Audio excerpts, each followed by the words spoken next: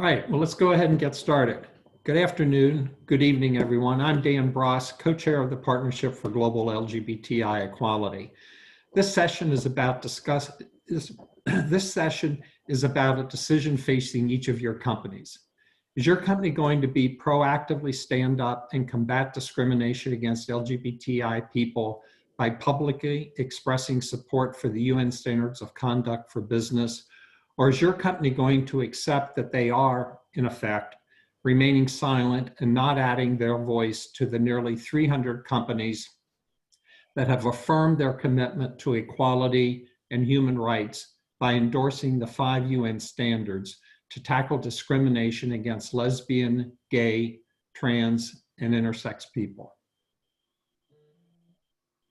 The Partnership for Global LGBTI Equality is pleased to have the opportunity to organize this session, and as co-chair of the Partnership Steering Committee, I would like to extend a special thanks to 3 of our founding member companies, Accenture, Deloitte, and PepsiCo, who are sponsoring this session.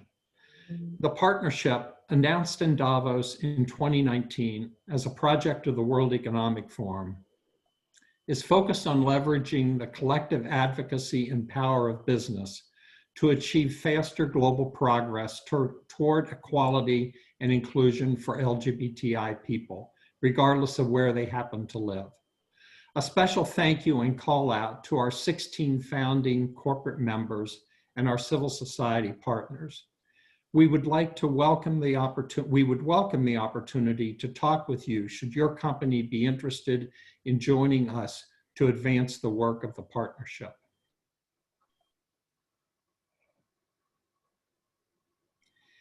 As noted in this quote from the UN High Commissioner for Human Rights, the original idea for the standards came from a panel discussion in Davos in 2016. That discussion was in fact hosted by several of the partnership's founding member companies, including Accenture, EY, and Microsoft. As referenced by the High Commissioner's quote on the last slide, that panel discussion focused on the steps companies were taking to advance equality globally. However, during the discussion, one thing became clear. There remains a significant gap between corporate policies of Fortune 500 companies and the laws in many countries. Yes, progress has been made, but that progress has been uneven. While it's important to remember that this slide reflects 2017 data, sadly, 3 years later, a significant amount of work still remains to be done. It was at that breakfast meeting in Davos the High Commissioner talked about that the 3 models for market engagement were released. I'm sure most of you are very familiar with this construct and use it in various forms in your own organizations. Well, the High Commissioner left Davos in January 2016, returned to his office in Geneva, and he and his team, both in Geneva and New York, got to work. They partnered with the Institute for Business and Human Rights, and through a series of global stakeholder forum over the next months, developed a set of standards that were released in New York in September 2017. We all owe the High Commissioner and his team our thanks and deep gratitude. Developing these standards took an enormous amount of work, and getting them through the UN system was no small feat. Here is a list of the nearly 300 companies that to date have publicly endorsed the standards. Hopefully, your company's name is on this list. If not, later in this session, we will talk about the steps you can take to add your company's name to the list and affirm your company's commitment to global LGBTI equality and human rights. Let me spend a minute providing a quick overview of the expectations and obligations for companies related to the standards. First, and perhaps most importantly, Like other UN standards, they are intended to be aspirational and serve as guidance for companies. The standards are not legally binding. They are written to apply to all companies, regardless of size or ownership structure.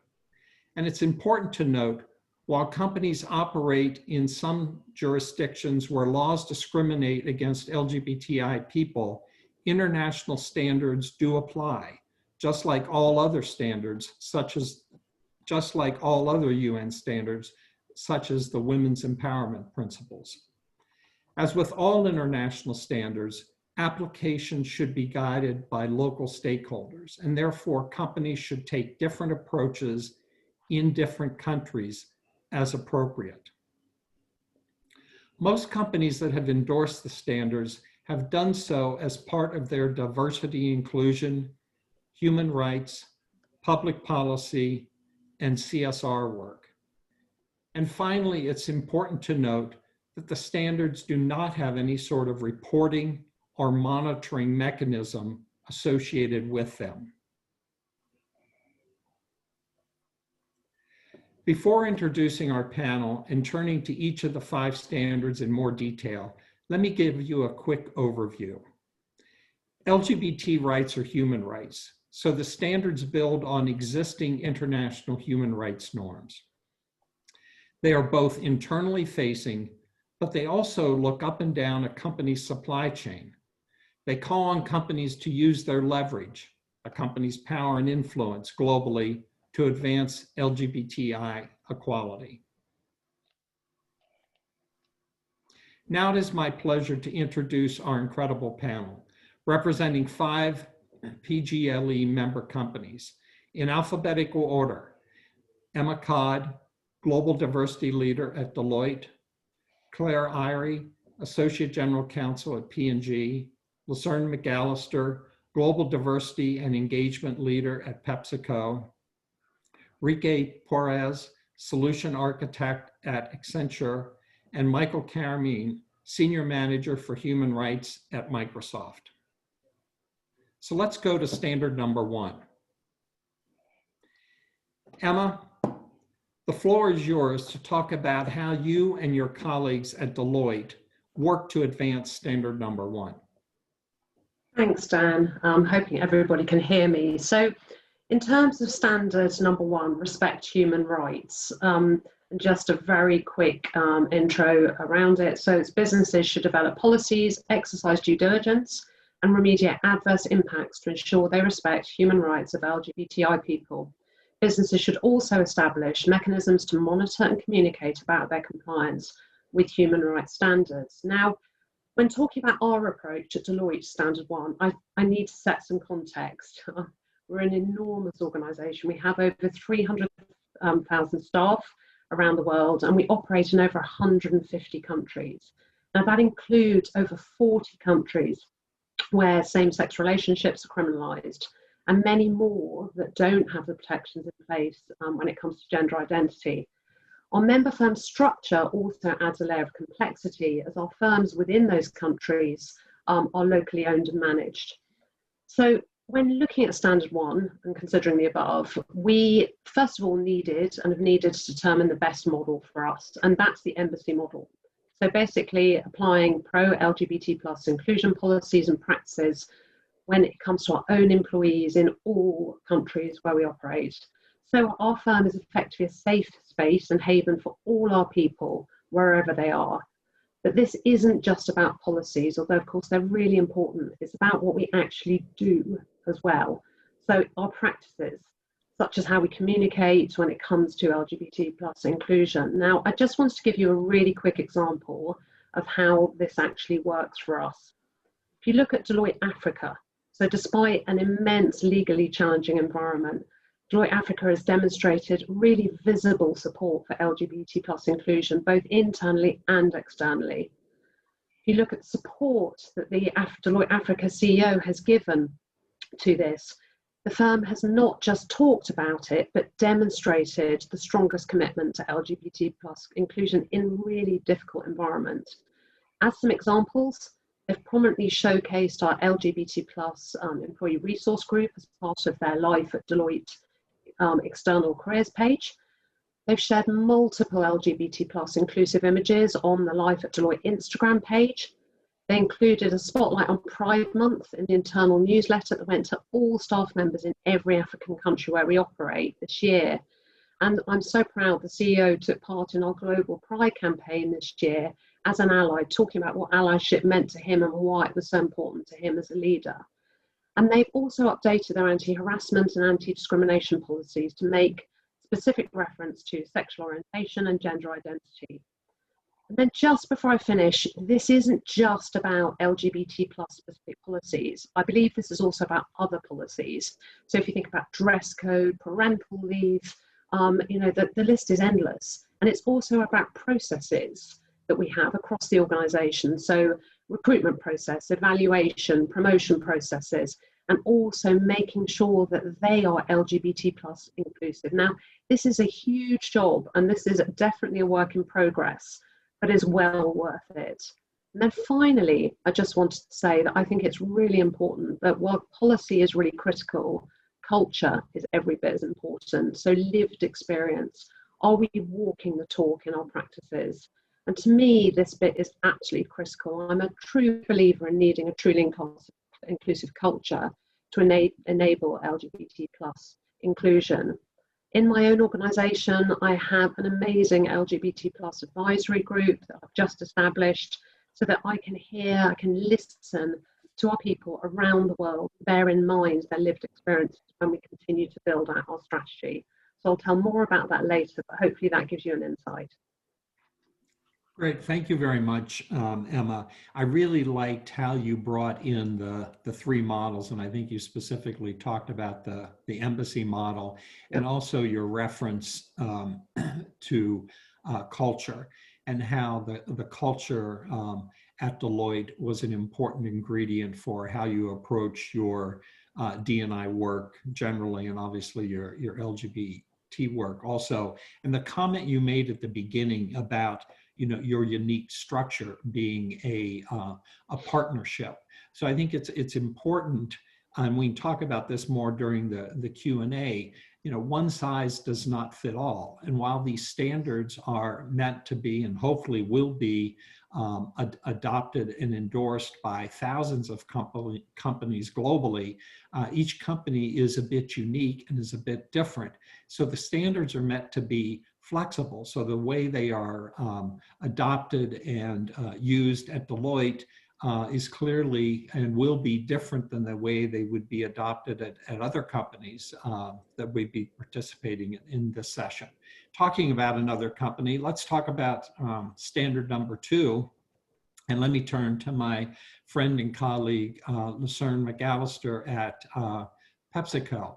Lucerne, I've had the opportunity to hear a bit about your work at PepsiCo, specifically related to Standard 2, and it'd be great if you could share some of your insights and learnings with the folks who are participating in this session.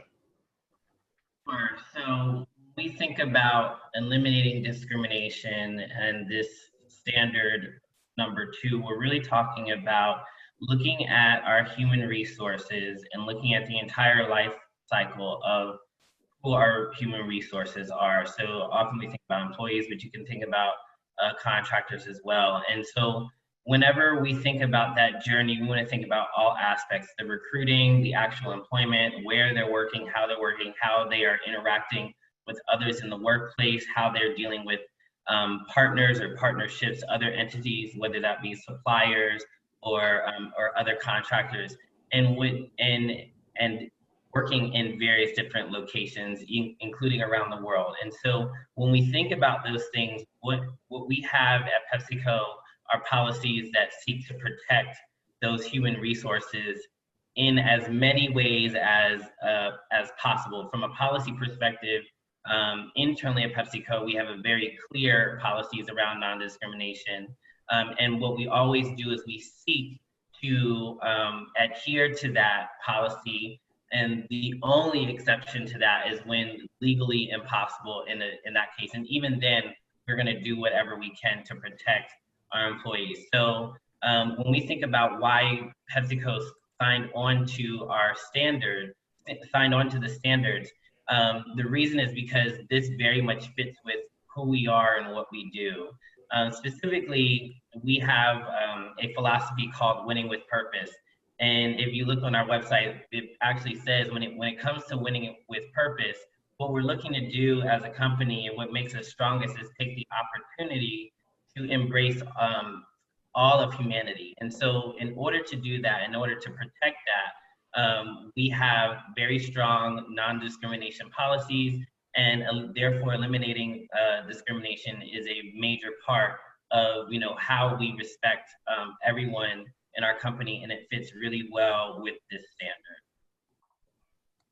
Great, thank you, Luzerne, and I'm looking forward to coming back during the Q&A discussion and panel discussion to learn more about not only Standard 2, but about some of the other work that you do across PepsiCo. Because like Deloitte, you're not a partnership, but I know you have unique relationships with bottlers, and you're a very complex organization and operate in numerous countries around the world. So I very much look forward to our discussion. Let's turn to standard number 3, and Rike, as a member of the trans community, can you talk a bit about standard number 3, what it specifically means to you, and why you think it's important that Accenture was one of the first companies to endorse the standards? I know you don't sit in the HR department, you're a solution architect. Talk to us as an employee. Why was it important to you as a member of the trans community, as an Accenture employee, what standard 3 means to you, and how Accenture provides support to you? Sure, Dan. I think what I can probably share with everyone is that most of the companies that we have now already have policies that basically support and uphold LGBTI people in the company. But specifically for Accenture, it was particularly important for me because we have a specific transgender support and policies and benefits that really cater to transgender employees. And I think that was a big factor why I joined Accenture 5 years ago, because of these policies. I came from a generation where in my origin country, in the Philippines, it was very hard for a transgender person to basically get a corporate job. In my early career in the corporate world, I was asked to detransition. I was asked, to have incident reports because I go into the restroom where my gender identity is, and I can only access roles which are non-client facing. It was very, very limited. And at that early stage of my career, I just went through with it. And then I discovered that Accenture is an environment where I can feel safe as a trans woman. It is very supportive in terms of the benefits, the health benefits that we have, as well as it's a company where I'm able to grow. And I think through my experience in the company, I'm able to feel that I really am supported in terms of transitioning. For example, we have policies that basically guides the employees on how to go through being a transgender person. So like changes of the name, adopting pronouns, like guiding your managers to be able to support transgender employees, as well as transgender health benefits. We have it in terms of mental and general health support. We have it in 11 countries already in Accenture. And most importantly for me, I was able to be promoted as a transgender person in the company. And I think it's very important that I feel that I am in a company where I can provide the skills that I have, but at the same time, I have an opportunity to grow. And I think in general, while we already have advancements in the LGB space, I think being in a company where there's a specific focus for T, where you really push the transgender benefits forward is very important. And I think that's what really support is in terms of how the company can help transgender community. Well, Rike, thank you very much. You know, through the conversation that we just had with Lucerne and now Rike, it's really important that we understand the benefit that the standards bring through standard number 2, which is policy specific in terms of eliminating discrimination, in terms of direct policies and practices that companies can have. And then standard number 3, again, focused internally within your company, looking at how your companies can provide support to employees. So Rike, the information you just shared and the stories you shared, I think are a great demonstration of what many of us have known for quite some time, and that is the leadership commitment that Accenture has held for a number of years globally. You know, Accenture, like a number of the companies on the panel today, was one of the founding members, like all the companies on the panel today, was one of the founding members of PGLE, and was very involved in making sure that the World Economic Forum began to have conversations around LGBTI equality a number of years ago. So thank you very much for sharing your insights and the important work that Accenture does and the difference it's making in your lives and your life and the lives of your colleagues at Accenture. Claire, let's turn to standard number 4. And, you know, standard number 4 is a bit of a challenge for some companies. They struggle to figure out how to operationalize standard number 4. But I know at P&G, you've really hit it out of the park.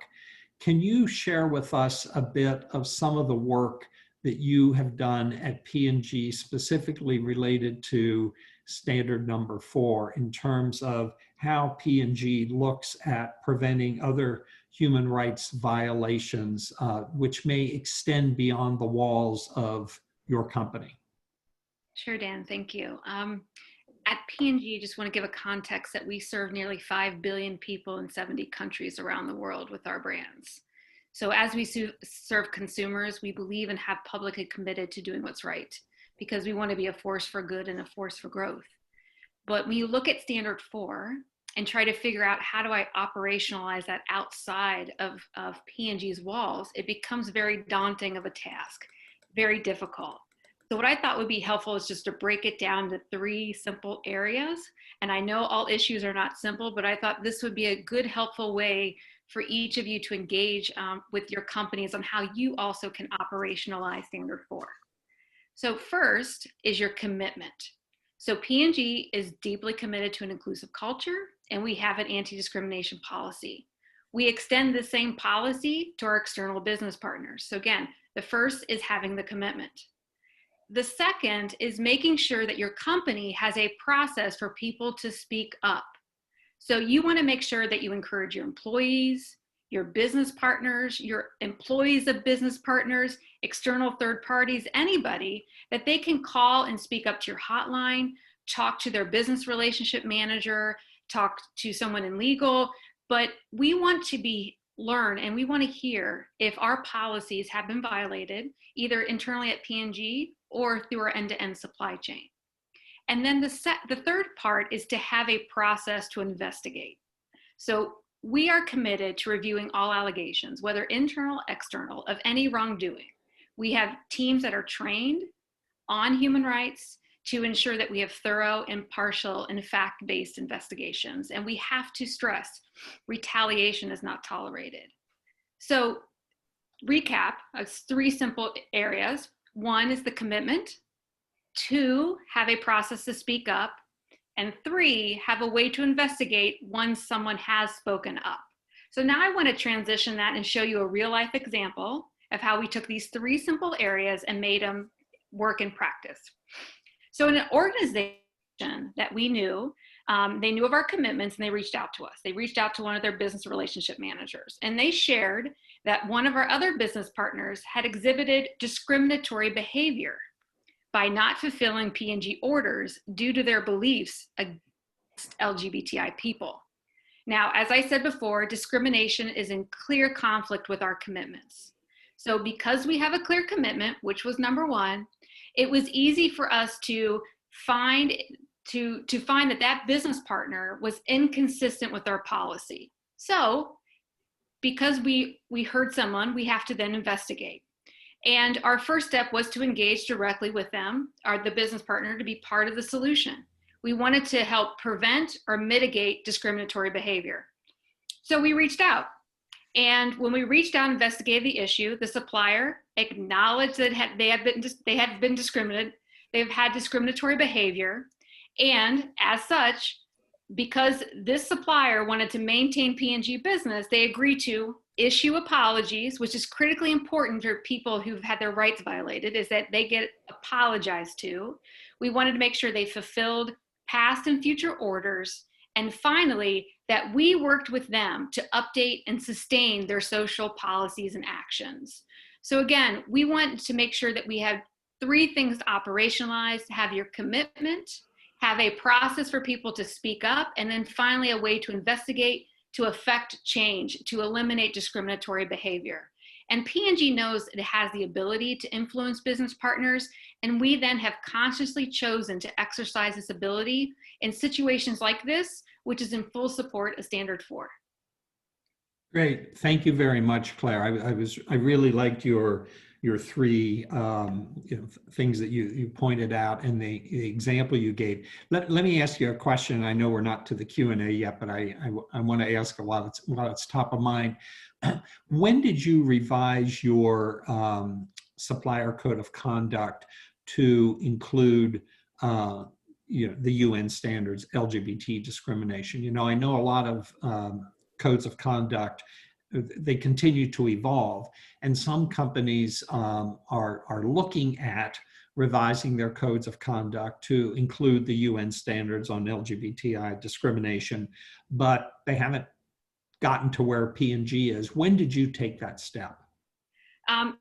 Actually, it was probably prior to the UN standards. Wow. But only because, as I will, it's maybe we'll talk about later, is that the UN standards reflect and are based on the UN guiding principles on business and human. Right. Our Respecting Human Rights program, our responsible sourcing program, is based on the UN guiding principles. So it was easy for us to look at the standards and to see that we were already aligned from a policy standpoint. And what we think about for the standards is we wanted to make sure that our anti-discrimination statement we have for ourselves is the same that we set for our external business partners. So it was first and foremost to make sure that ours was accurate and up to date, and then to reflect that back to our business partners. Great. Thank you, Claire. All right, Standard 5. Michael, could you tell us briefly about Microsoft's work related to engaging externally, particularly as it relates to public policy issues? I know you sit in the corporate and regulatory affairs group of Microsoft, work on policy issues. Can you talk about how Microsoft looks at Standard 5? Sure thing, and thank you, Dan, for organizing the session, and to Robin and Deborah who are working to support the session, and of course to everyone for tuning into another online call. I think looking at Standard 5, perhaps the most tricky standard, I'll give just a brief overview and happy to dive in deeper later in this session. Microsoft's work on public policy appears to be quite similar, I think, to what I see from other companies too. There's the sort of public component of public policy, which is largely public advocacy, both individually and with others. And there's the non-public component, which includes, among other things, bilateral meetings with policymakers and providing financial and non-financial resources to actors such as civil society organizations and academics who work on shared public policy goals related to LGBTI equality. The public component is obviously the easiest to talk about, but also perhaps the most transferable. So if it's okay, I'll focus on that for a moment. I think typically there seems to be a spectrum of efforts related to public policy engagement on LGBT equality. The most obvious, and perhaps in some dimensions one of the easiest, is public support for marriage equality. I recognize that it's not easy for everyone, but marriage equality is of course not the be-all and end-all of LGBTI equality. If you take a human rights-based approach, that would encourage us to focus on the most vulnerable, and without a doubt, one of the most vulnerable communities within this community are our transgender friends, family, colleagues, and partners. And so there's also activity to publicly speak up about trans equality and legal recognition, and against efforts to diminish those essential conditions, particularly when during this, quite frankly, period of increased politics of demonization, we're really seeing trans people being repeatedly singled out for further marginalization. That all being said, I know that there's more that Microsoft and others can do. For example, I'd love to see more being done in public policy around ending conversion therapy and to address the higher inequalities and underdevelopment of LGBTI people of color. Furthermore, and in this really strange and difficult period, there's a lot that needs to be done to really apply a COVID-19 lens to our public policy and the heightened impacts that's having on LGBTI people.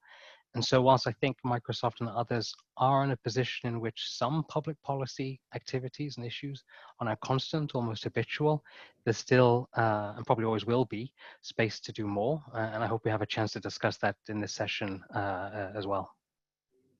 Great, thank you very much, Michael. In the interest of time, we're going to move to the panel discussion part of the program. And if we could go to the next slide, Robin. There we go. I have some questions for the panelists, but also I want to make sure that we bring the audience into to this part of the program.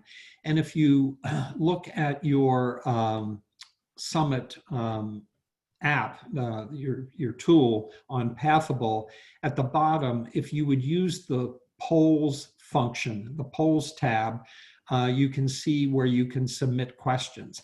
I'll be trying to ask the panelists questions and monitor questions that audience members submit. So please don't be shy. Please ask questions. If you want to direct a question to a specific panelist, please indicate that in your question, and I'll try to do my best to get through all of the questions. And if you just have a general question for me or any of the panelists, I'll try to figure out who I think is best positioned to answer that question. So please, for all of you who are listening to this session, please do actively participate. This is your session, and we want to make sure you have an opportunity to have questions that might be on your mind answered. So having said that, let me start with my friend Claire from P&G. Claire, you're an attorney. You're the only attorney that I know of on the panel. Quite candidly, one of the excuses, if I may use that term, that I have heard from some companies as to why they don't want to sign on to the standards is that they're concerned about creating additional legal obligations or risks for their companies. You're an attorney. You obviously enthusiastically support the standards. P&G has endorsed the standards. Nearly 300 companies have endorsed the standards. Can you talk to us a bit about this notion that these standards somehow create additional legal obligation and risk, and help dispel that notion? Of course, Dan. So as every company, we are all faced with the challenge of being asked to sign various external commitments. And with all the stakeholders and the size of P&G, and I'm sure the size of each of your companies, it's almost impractical to manage all these commitments that you sign or endorse and all the plethora of standards you would have to audit against. So it's very quite daunting in and of itself to look at a standard and align to it. And also most of your companies, like P&G, has developed its own policies and guidance. So we have our own commitments and we're doing the right thing.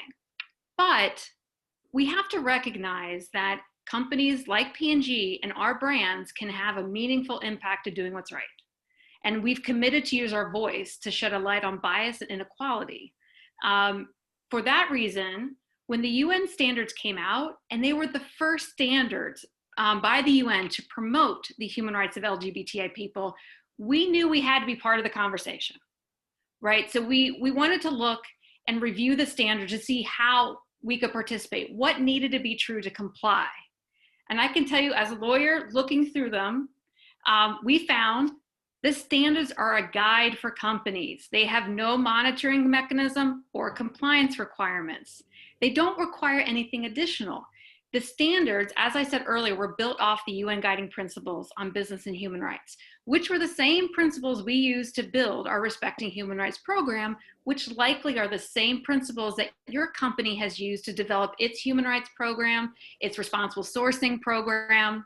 And so we knew that signing on to this commitment wasn't a new commitment at all, but rather it gave us the ability to share our support and be part of the conversation for respecting the human rights of LGBTI people. So what I would recommend doing is talk to the people in your company responsible for human rights, responsible sourcing, because when you talk to them and tell them that the UN standards are aligned with the UN Guiding Principles on Business and Human Rights, they will see that there is no barrier to signing and showing your support for the standards. So please find out who your human rights contact is. If you don't have one, feel free to call me, but go ahead and find out if you have support already for the UN Guiding Principles on Business and Human Rights. If so, feel free to sign up and support the standards. Thank you, Claire. You just volunteered to have people call you. That's very kind of you. Let me take that one step further, and let me ask you. And I've had this in some conversations with some companies where they run into problems with an attorney in their legal department, where the diversity inclusion team or the HR team wants to sign on to the standards, but they're having problems with a particular attorney in their legal department.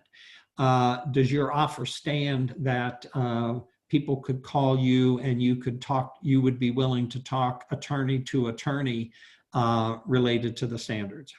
Yes, my offer does stand. And I will say that I am unique in the fact that I'm our human rights expert and I'm also an attorney. So I kind of defeat the barrier by just talking to myself. So there's not a lot of other people I have to talk about to ensure that we're in compliance or we're doing the right thing.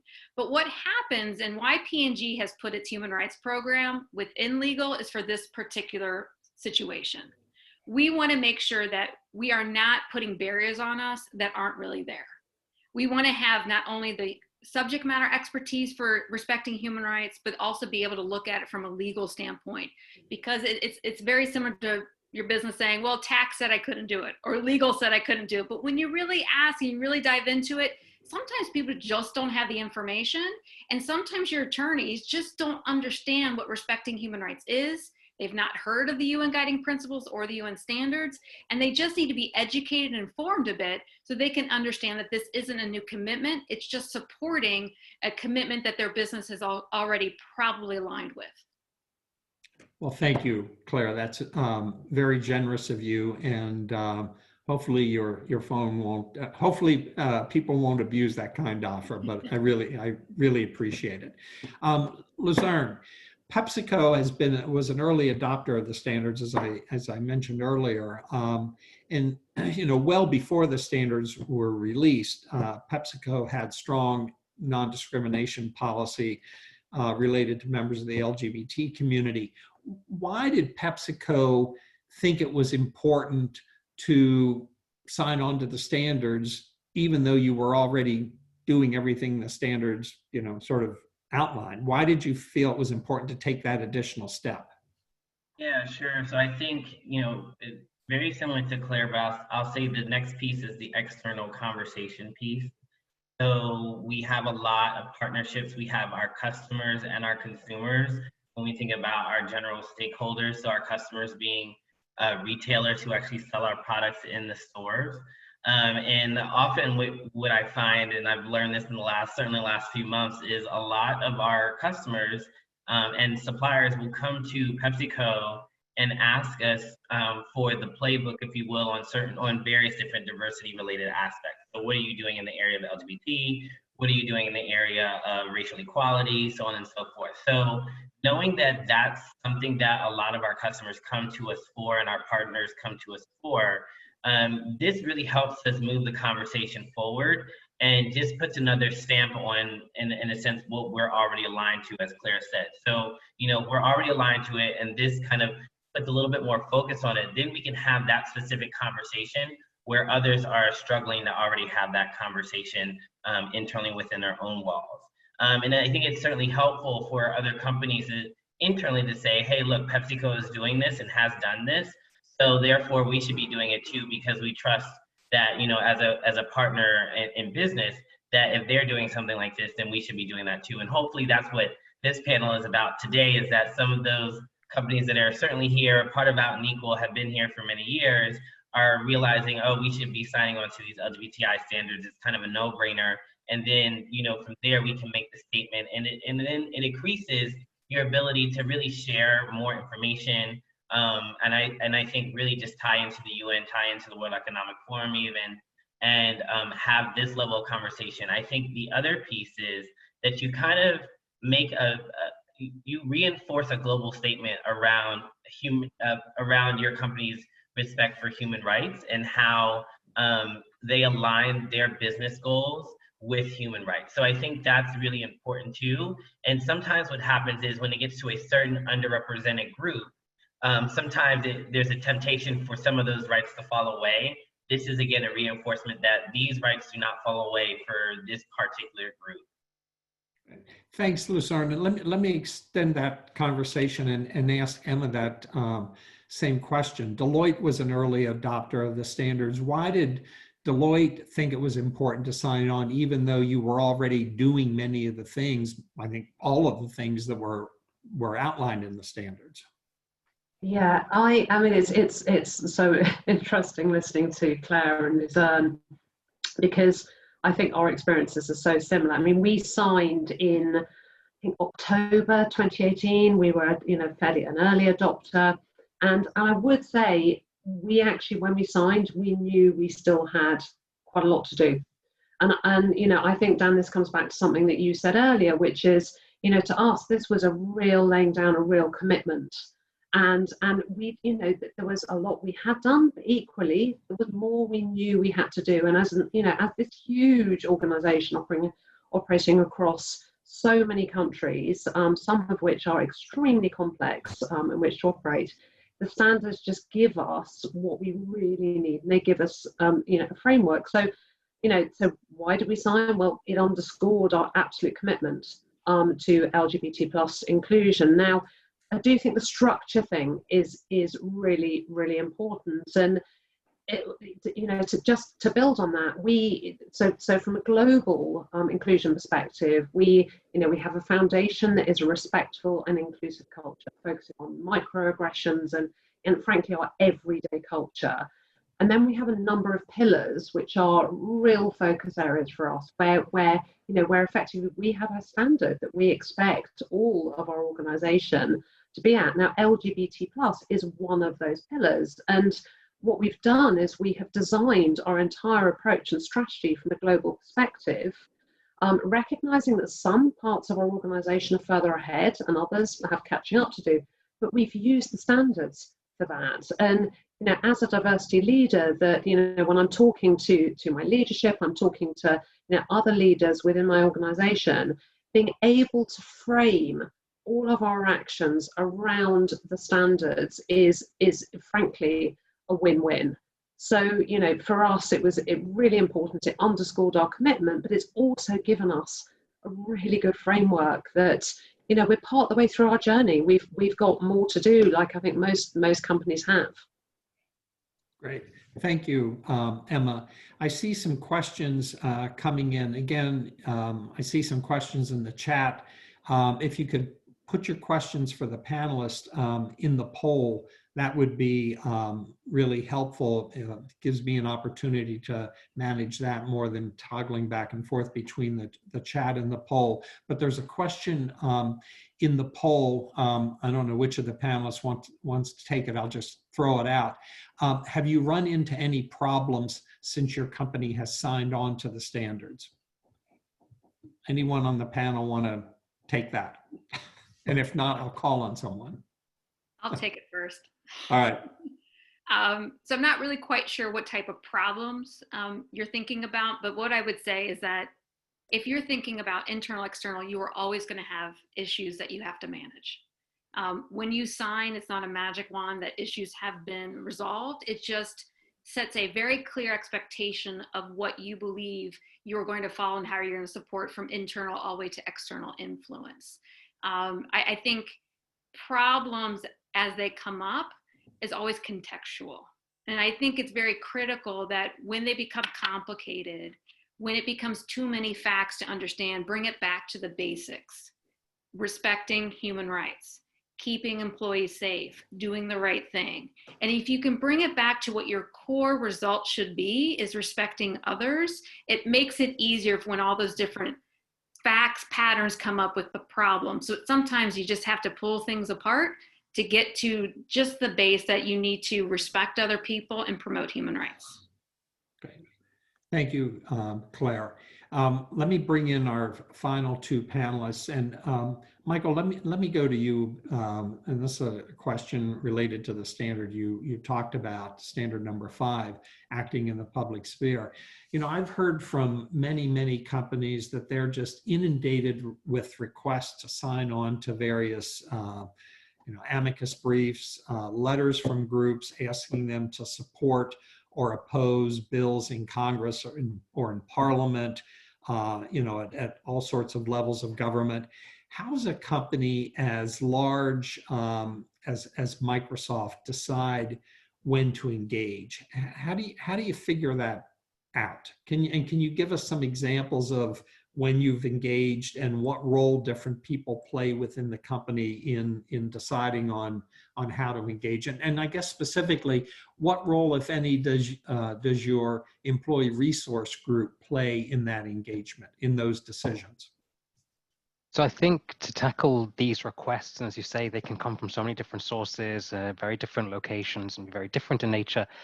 What's important, I think, is to create the right conditions, which is probably a mixture of setting precedent, but also trying to be systematic and principled. And these conditions and those factors, they can very much emerge over time. I think that's definitely been the experience we've had at Microsoft. So for example, in terms of precedent, back in 2015, the company publicly supported marriage equality in the US, but also worldwide. It was very specific and forceful in doing so.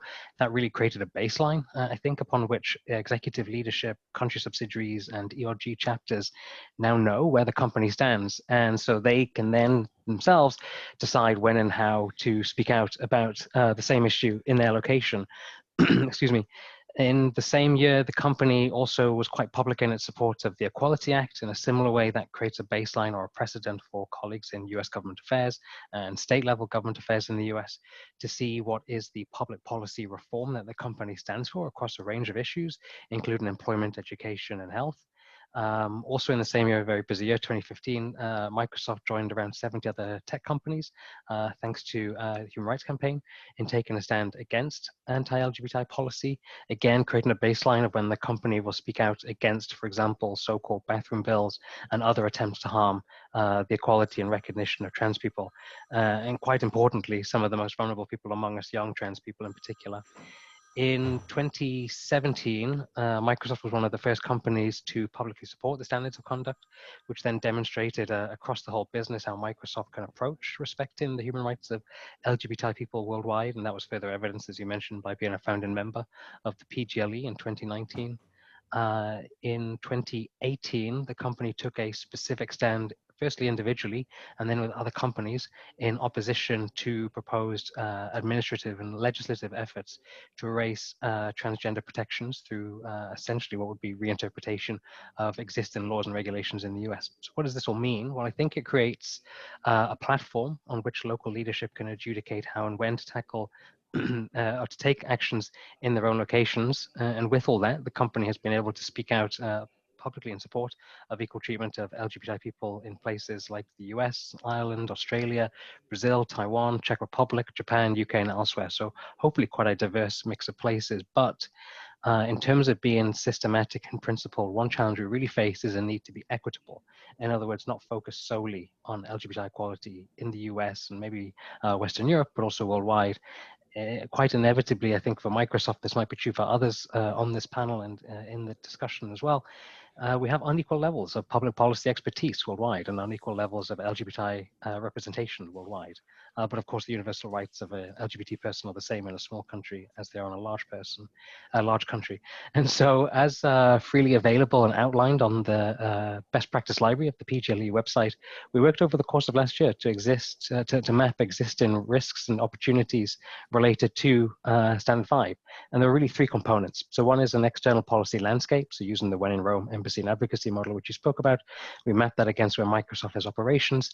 On top of that, we mapped a universe of issues affecting LGBTI employees and community and stakeholders, such as HIV/AIDS, adoption, marriage equality, and more.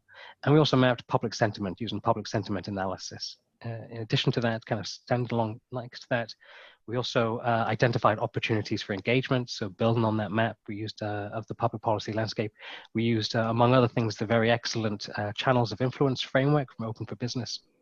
And then finally, but quite importantly, we created a quite detailed escalation flow chart. And this helps the ERG, human resources, legal and policy, and employees to identify and track who within the company has specific responsibility related to issues, whether that's advocacy on a policy issue or addressing discrimination against an employee. And I'll just end by saying that I recognize that this can, for some companies, be the standard, which really gives them the heebie-jeebies. As Claire said, it's important to remember that this is optional. It's a recommendation. It's not a requirement. But I do very much firmly believe that for companies like Microsoft, who aspire to be quite mature in their efforts to respect the rights of LGBTI people, we actually do have a responsibility to help push the field further so that other companies can, in due course, do more. And so hopefully when Microsoft and others represented on this panel and in PGLE and elsewhere in Out and Equal take these actions, that can help give air cover and even incentive for other companies to increase the number and complexity of the actions that they take too, even if Standard 5 can sometimes be something which maybe they can't do yet, but hopefully can in the near future. Well, thank you, Michael. And on that last comment you just made, let me ask you a brief, quick follow-up question. I've heard from some companies, quite honestly, I think they use it as an excuse why they don't want to sign the standards. They say, well, if we sign the standards, then we have to sign all these amicus briefs. We have to lobby on all these bills. We just don't have the bandwidth to do that. Can you speak to that? It's tough. We actually see this in other categories and issues as well, where we get requests which, for whatever reason, we just can't agree to it. And there can be so many variables in it. I don't want to give some kind of universal one-size-fits-all truth to that. But nevertheless, the standards of conduct is a framework in which you can say, okay, maybe we can't on this opportunity, but let's look at all the other things the company is doing, and let's have a conversation around that. And so, yes, maybe there will be times when one amicus brief, for example, just for whatever reason can't be supported, but there are other channels of influence, and the standards of conduct very much help identify what those are and demonstrate that the commitment exists nevertheless. Yeah, thank you, Michael. I think it's important to note, and Claire mentioned and I mentioned it earlier, the standards are aspirational. They are not legally binding. There is no mandate. So a company is not forced by signing the standards to engage in a globally, a worldwide advocacy campaign, but to use their good judgment and decide when to engage in advocacy as appropriate to support their policies and practices and advance the human rights of their LGBTI employees. Speaking of which, Rike, we need to bring this part of the conversation to a close. Then because we only have about 6 minutes left in the session.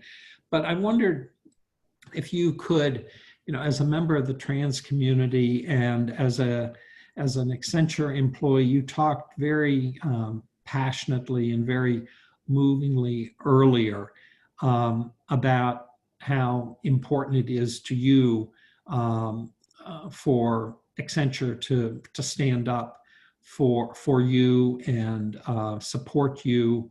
Can you just give us some more examples of how what it means to you to work for a company like Accenture and why you believe as an Accenture employee it's important for companies why you think it's important as a member of the trans community for a company to stand up and endorse the UN standards. Yes, I think, let me just start that I think everywhere, not just in Accenture, but in every part of the world and all these great companies that we have in this conference, we have been doing a lot of good things already when it comes to advancing LGBT rights and protection. But I think we have to think about that there are like global general policies, but we have to think about what's happening on the ground, what's happening to the specific people who are actually, living and working and interacting with different kinds of people at work. And I think that's what we need to think about. And in fact, that is a challenge because when we think about trans, for example, we have policies against anti-discrimination, but we have cases for trans, for example, where, for example, for my case, I'm unable to change my legal paperwork. And in the company, there are, policies that protects people, but you can see, my dead name popping up in business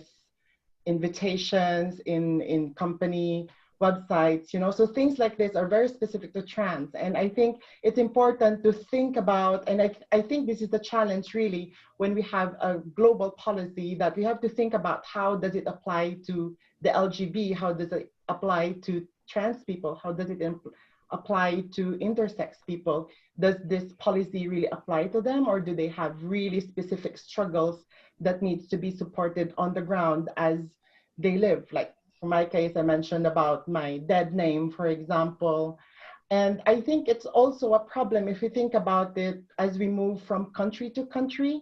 So different countries have different state or different considerations, and there is really no one policy fits all in different countries. Of course, ideally and aspirationally, we want everyone to experience the same level of benefit, but I think we really have to understand what is happening in their country. Are there legal impediments in that country that prevents us? Are there, for example, impediments around healthcare insurance that stops us from really implementing transgender benefit, for example, in full scale? I mean, what are the people's needs on the ground? And I think this is like a calling for everyone that while we do great things globally, we have to really go down and talk to the people and what do they really need, because that gives us like a more profound impact in their day-to-day life. Well, thank you, Rike, and thank you to all of the panelists for great insights and conversation and discussion, and thank you to the audience members who submitted questions. We just have one more really important slide, and that is, so how does your company add its name to the list of nearly 300 companies supporting the standards? Well, it's super easy. First, go to the Partnership for Global LGBTI Equality website and look for the standards of conduct along the top menu bar. You'll then see a drop-down that says Become a Supporter, which will take you to the page shown on this slide. Then just follow 3 steps outlined on the slide. Get a sample letter of support, get a simple letter of support from your CEO or other appropriate senior executive. Complete the online form, attach the letter, hit submit, and you're done. We could go to the last slide. Let's all leave this session committed to making sure that each of your companies takes a corporate stand to publicly support and demonstrate and affirm your commitment to equality, non-discrimination, and inclusion by endorsing the standards. Let's double the number of companies by this time next year that have endorsed the standards. I want to call out and extend a special thanks to our panelists and to Robin Krause of PepsiCo, who served as our producer today. And thank you all, the audience who tuned in and joined this session. Enjoy the rest of the summit and the rest of your day. Thank you very much.